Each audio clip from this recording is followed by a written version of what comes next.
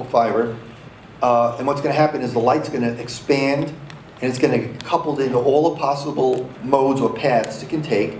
And what's going to happen is if the alpha, in this case, is greater than alpha 0, that means you kind of overshot what your refractive index profile is supposed to look like. The modes that are propagating at the outer regions are going to see a lower refractive index, a higher refractive index, and they're going to get to the end of the fiber later than ones that are propagating towards the center of the fiber. This is called modal dispersion.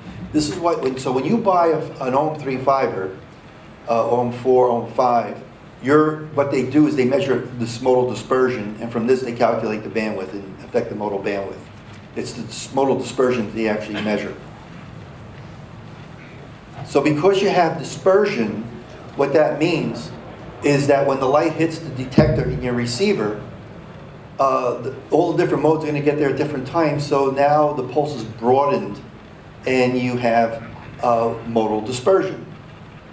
And the way that hurts you in terms of intersymbol interference is if you put two bits together, as you start going higher and higher data rates, as you do with 25 gigabit and beyond. So 10 gigabit, this hasn't been too much of a problem. Insertion loss is what limited the channels. But when you start packing these data bits close together, as you're doing 25 gig and 50 gig and beyond, they're so close that this dispersion, this modal dispersion, is going to destroy your performance. So if you go through the fiber, you'll see this thing spreads out. And if it spreads out too much, you get what's called intersymbol interference. So in this case, what we're saying, the bits are actually called symbols. And that's where you get the term intersymbol interference. The bits is just a way, that's just a measurement of the data rate, but these are actually referred to as symbols that are propagating. Now, here's the second contribution to ISI, which is also becoming very important because of multiple wavelengths. When you overshoot or undershoot the refractive index profile of the multimode fiber, what you're actually doing is optimizing the fiber for a different wavelength. That alpha that they shoot for, which is a value of 2, is to optimize and equalize all the modes at 850 nanometers. So if you overshoot it or undershoot it, what you're doing is you're optimizing it for different wavelengths. Now, what I show here are two different multi-mode fibers from the same manufacturer in the same cable with the same bandwidth at 850 nanometers. And what you see is one is optimized because it has an alpha less than alpha 0, and the other one has one greater. You can see they're optimized at totally different wavelengths.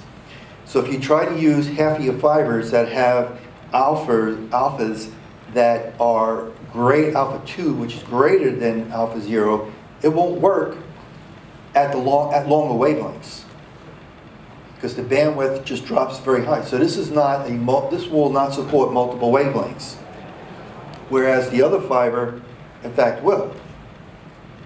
The other thing is how it affects intersymbol interference is that transceivers are specified to have a wavelength of 850 nanometers. Unfortunately, very few of them have 850 nanometers. They can vary plus or minus 10 nanometers. So the bandwidth is measured at 850, but you now put it into the field with a VCSEL that is, say, 845 nanometers, and depending on which fiber you have, you could have a very big difference in actual bandwidth, modal bandwidth, a modal dispersion, so it impacts your intersymbol interference again. This is some data we calculated for Cisco. We worked with Cisco, and this was actually for the BiDi. We worked with Cisco in the introduction of the BiDi, which is 40 gigabit, 2 wavelengths, each working at 20 gig. And they wanted to know how far will these transmission signals go. And what you can see is that the fiber has alpha 2, which has very low bandwidth at the longer wavelength, will not support a 100-meter reach, which was the requirement for Cisco's BiDi, whereas the alpha 1 fibers do. This is because it is, in fact, let me hold off. before I tell you a little bit more about this. There's now another contribution that we discovered in 2008, and this is actually the most important contribution, that, and the industry just didn't recognize it. When they introduced VCSELs back in, and 10 gigabit Ethernet back in 2002 with OM3 fiber, no one took the time to look at the performance of the actual channel. And they overlooked a very important factor. What they didn't realize. Oh, okay, I'm very sorry. I skipped a view graph. I got it in 3 a.m. this morning, 3:30 a.m., so I'm not quite up to where I should be. At any rate, let me talk about chromatic dispersion, because in order to understand this other thing that they didn't realize, you have to understand this too. The third contribution is chromatic dispersion. I think everyone might be familiar with that. That's how different wavelengths propagate at, or different colors propagate at different speeds as well, and they refract, they spread out because of that. But chromatic dispersion, even if you had a spectrum, the same a spectrum within one mode, so you have a number of wavelengths in one mode, those wavelengths will see different refractive indices, and they spread out as well. So chromatic dispersion is the third. Now we get to the fourth, which people don't realize is what happens is it turns out that VCSELs don't emit the same spectrum into all the different modes. The longer wavelengths go directly into the lower order modes. They come out more perpendicular of the laser, from the laser, whereas short wavelengths come out at larger angles. And what I show at the bottom here are 4 different images of where the different wavelengths are in the optical fiber. And you can see that lambda 2, which is going straight through, you can actually see it in the image that it's located kind of towards the center. And the shorter wavelength you can see is kind of in a donut. So because you have different wavelengths now in different modes, now you have a combination of modal and chromatic dispersion. So if you have if you do make a perfect fiber, because the refractive index of short wavelengths is different than long wavelengths, you'll then get a modal chromatic interaction. And this is the biggest problem when you start hooking up a fiber to a VCSEL. You're going to be dealing with this kind of a problem. But it turns out it could be compensated for. So if you get a fiber that has an alpha 1 where you have lower refractive index on the outer region of the fiber, you could actually bring those back together. And we have a fiber called signature core that is a refractive index that's just selected in order to bring those back into equilibrium.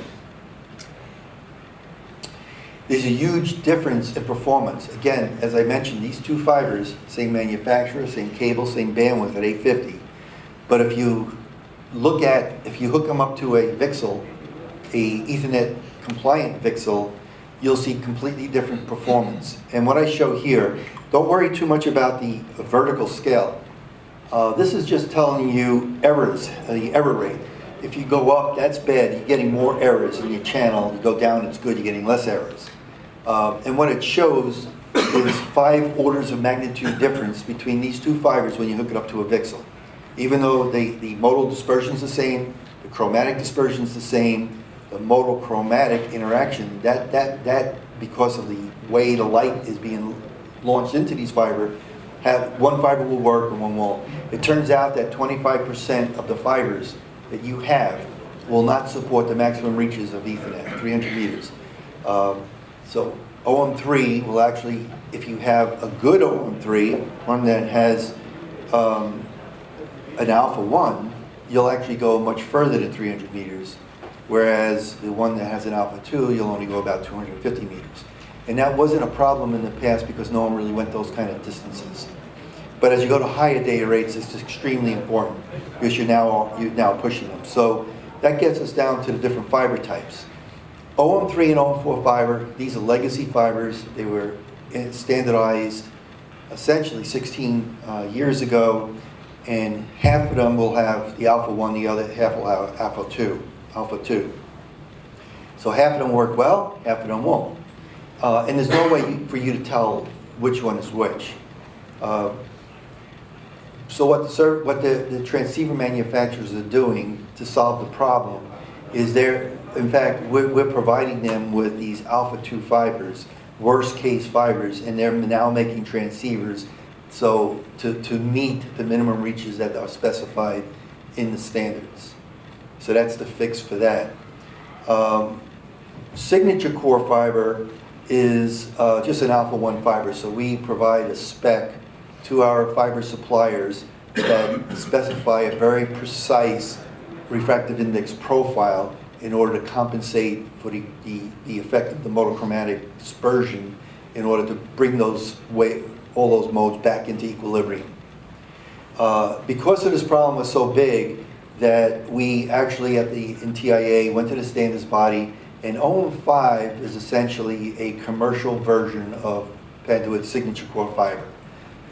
It's basically an A1 type fiber.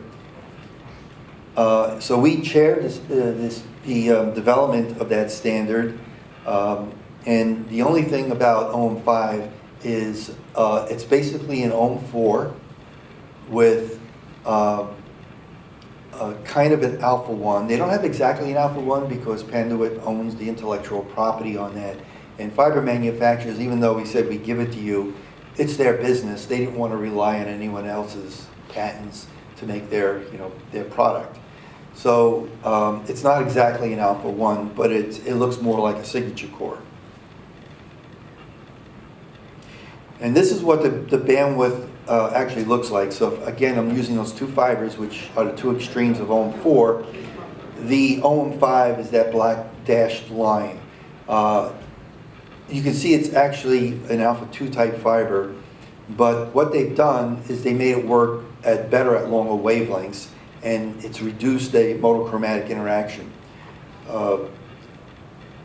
The other difference is that the OM5 is specified at a longer wavelength of 953 nanometers, where OM3, OM4, and even signature core is not specified at a longer wavelength. So although we do meet a certain value. So OM5 is an OM4 that's specifically designed for multiple wavelengths. That's when you would need it. But multiple wavelengths also have a problem, which I'll get into in a minute. The other thing that you probably need to know is that there's a lot of misinformation going on. People may be telling you that the OM5 is a next generation fiber. As a matter of fact, at the TIA, we didn't want to call it OM5. And then we had a lot of, even Corning didn't want to call it OM5, because we didn't want to give the customer the wrong impression that this is truly the next generation multimode fiber, because it's really not. We wanted to call it OM4W for wideband OM4, but there were other companies out there that want to sell the next generation fiber, so they called it OM5 and they won. But there's disinformation associated with that. What they're saying is that OM5 has lower chromatic dispersion than OM4, and that's the reason it works better. And that's completely untrue. That's false. It turns out that what happened was during the standardization of OM5, Corning came to the standards body. This is actually their slide, the image in the middle. And they said that when we specified OM3 and OM4, we made a mistake. The chromatic dispersion in those glasses are actually much lower than what we specified. So we did a round robin to verify that. And sure enough, all multimode fiber glass has a much lower chromatic dispersion than what we originally specified. So for OM5, we decided to fix the problem, and we put in the lower value. Because it's specified at a lower value, you have people out there saying that OM5 works better because it has lower chromatic dispersion. And as I said, it's only specified to be lower. It's not a lower chromatic dispersion. So what is the future of multimode fiber?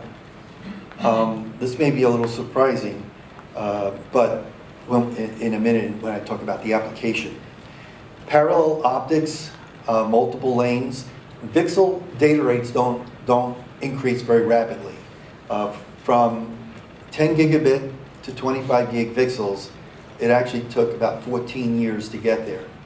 And to go from 50 gig, 25 gig to 50 gig is still going to take another probably 2-3 years. We have 50 gig serial data not because the VCSELs are faster, but because they've implemented new types of modulation schemes, which doubles the data rate. It's just called pulse amplitude modulation, 4 levels, PAM4. And actually, the way they do that is because the symbols now are no longer binary data points, binary data, either a 0 or 1. What they do is they send out 1 of 4 possible optical power levels. So these symbols is either a very low level, next one up. It's like a staircase, and each symbol can represent 2 bits. For example, 00, 01, 10, or 11. So by sending a symbol which is a level, you can interpret it as 2 bits, and you double your data rate. So that's how you get the higher data rate. But at lower data rates, in order to get higher speed, you have to either put multiple wavelengths carrying, say, 10 gig or 25 gig, or you need multiple fibers. Multiple fibers turned out to be really a good solution because it turned out there was an unforeseen benefit that no one realized, which is called breakout, that I'll describe in a second. All right, so what is breakout? This is actually a view graph that I presented at the IEEE. But breakout is something that's here to stay, and I'll show you why. Switches today that's being shipped to Google, Microsoft, Amazon are actually 50 gig servers now. That people are going to 50 gig servers. Broadcom is making an application-specific integrated circuit, an ASIC, that's a 50 gig switch. And there are 256 ports in this integrated circuit. So these are 50 gig switches, but if you needed to have a switch with all these 256 ports, you'd have a big switch and with a lot of power. But what you can do is you can group these ports, 50 gig ports, into groups of 8. You aggregate the data rate, 8 times 50 would give you 400 gig. You can then take those lines, go to a 400 gig transceiver, and you now reduced 256 ports, 50 gig ports, to 32 400 gig ports in a 1 RU. So now you can reduce this switch from a fairly large switch to a 1 RU by using breakout or aggregating the data rate. So now what happens with 50 gig and beyond, you have 256 servers you can support with a single switch and a 1 RU. So you put that into a rack, certainly you're not going to have that many servers in one frame. As a matter of fact, people don't even want 48 anymore.